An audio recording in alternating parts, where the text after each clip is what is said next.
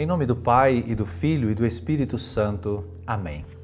Naquele tempo, Pedro virou-se e viu atrás de si aquele outro discípulo que Jesus amava, o mesmo que se reclinara sobre o peito de Jesus durante a ceia e lhe perguntara: Senhor, quem é que vai te entregar? Quando Pedro viu aquele discípulo, perguntou a Jesus: Senhor, o que vai ser deste? Veja, meus irmãos e minhas irmãs, a curiosidade de Pedro. Curiosidade esta que muitas vezes está presente dentro de mim e dentro de você.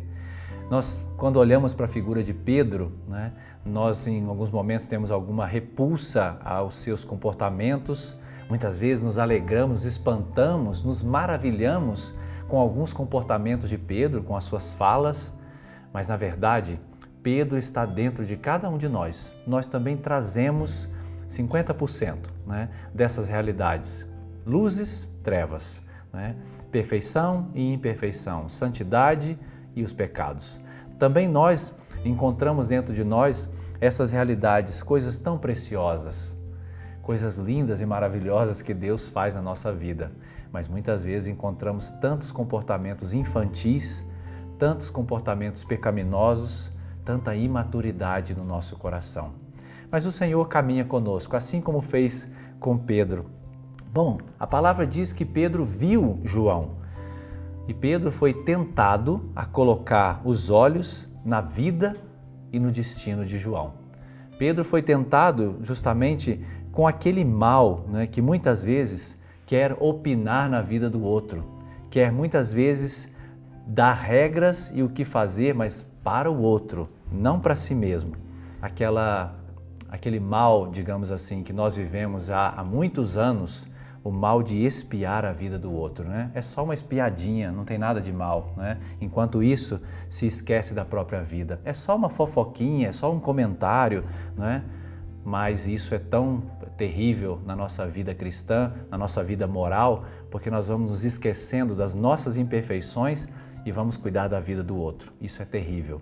Este mal, Jesus quis expulsar do coração de Pedro, Tanto é que a sua resposta é: a ti, o que te importa? A você somente segue-me, é o seguimento e mais nada. A Pedro só bastava seguir Jesus e não pensar sobre a vida de João. Da vida de João se ocuparia Jesus, mas da vida de Pedro era ele que tinha que tomar nas mãos a sua vida e o seu destino. Aqui a gente tem mais ou menos como pano de fundo aquela ferida lá de trás, de Caim e Abel, quando Caim colocou os olhos da inveja na oferta do seu irmão Abel e se esqueceu de colocar-se diante de Deus, aos olhos de Deus. A ferida do ciúme, a ferida da inveja, aquela ferida terrível da comparação, de nos comparar uns com os outros. Mas qual é a cura para essa ferida? Seguir Jesus, estar perto de Jesus, buscar a santidade, deixar que a graça de Deus e a obra de Deus aconteça em primeiro lugar aqui dentro, para que estas sementes do mal plantadas no nosso coração, da inveja, do ciúme e da comparação, não nos leve a criticar os nossos irmãos, a colocar os olhos sobre a vida dos nossos irmãos e esquecer de nós, a comentários maliciosos contra os nossos irmãos, hipocrisia, falar mal dos nossos irmãos pelas costas, A gente usa uma palavra muito interessante hoje, detonar a pessoa, Como se detona uma bomba, é justamente muitas vezes atrapalhar a vida do outro, semeando a discórdia. Isso precisa ser expulso dos nossos corações. Jesus, na força da sua palavra, na força da sua ternura e do seu amor, quer converter o meu coração e o teu coração, para que nós nos ocupemos muito mais da nossa própria vida, do nosso caminho e deixemos que a vida do outro se ocupe Deus, se ocupe nosso Senhor.